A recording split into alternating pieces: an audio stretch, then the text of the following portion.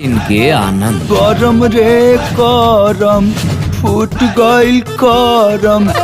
एमे हंसे वाला का मैटर बा? रहीहन भी कैसे ये कष्टानंद। मिस्टर आनंद, आप अपना काम कहीं और देख लें।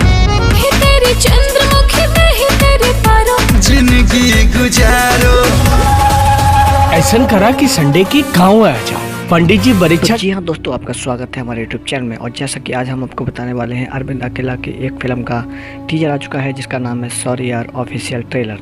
दोस्तों ये राजघराना फिल्म्स भोजपुरी चैनल पर आपको देखने को मिलेगा, तो चाहिए राजघराना फिल्म्स भोजपुरी चैनल पर और सॉरी यार ऑफिशियल ट्रेलर देखिए अरविंद अकेला कल्लू जी का। दोस्तों इसमें आर्टिस्ट हैं कल्लू और प्रीति शुक्ला।